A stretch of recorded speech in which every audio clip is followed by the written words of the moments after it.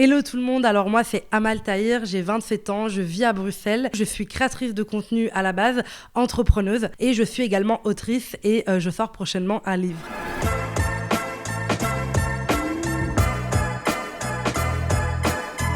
Donc j'ai créé mon compte Instagram il y a 2 ans et demi, 3 ans et le but de base était de partager autour de l'accouchement, de la grossesse, etc.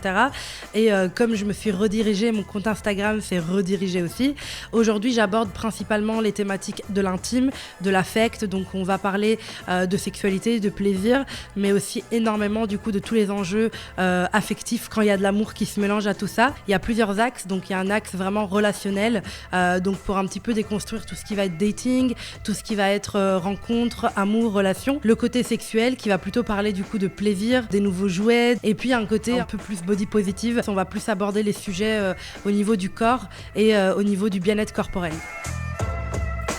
Je pense que ma marque de fabrique, c'est vraiment l'humour, des exemples assez amusants pour que voilà, ça devienne accessible à tout le monde.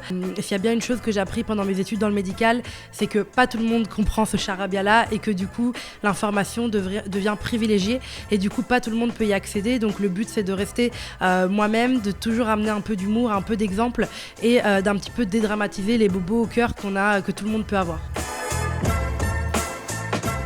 Alors mon livre, il s'appelle Aimer sainement. Ça parle de dynamique toxique, de relations, donc on va reprendre à fur et à mesure des chapitres. Ils ont été construits pour vraiment faire un voyage dans sa vie relationnelle.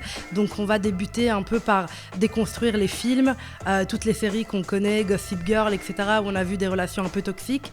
Puis on va dans la nouveauté, donc comment dater en 2022 de manière saine, en étant fidèle à soi-même et tout en laissant derrière soi tout ce que la société nous a inculqué qui empêche aujourd'hui aux relations de se développer. Donc finalement c'est vraiment aux antipodes de la propagande de la passion fusionnelle dès le début, les relations qui partent dans tous les sens. Il s'adresse majoritairement aux femmes hétérosexuelles, tout simplement parce que c'est ce que je connaissais de base et c'est sur ça que j'avais envie de parler. Mais maintenant toute personne qui relationne avec les hommes est la bienvenue dans ce livre. Alors j'ai créé mon podcast, donc c'est un tout nouveau bébé qui s'appelle Appelle-moi Daddy.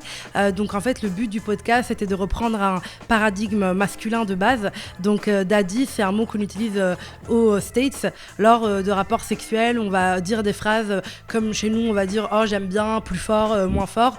Eux là-bas ils vont dire Call me Daddy, who is your daddy, qui veut dire un peu qui a le pouvoir. Et du coup j'ai simplement repris ce paradigme masculin qu'on entendait déjà beaucoup en France, en Belgique par rapport aux chansons de rap. Il y a plusieurs chansons qui comportent le mot daddy pour le remettre au féminin et du coup remettre un peu le pouvoir du côté féminin.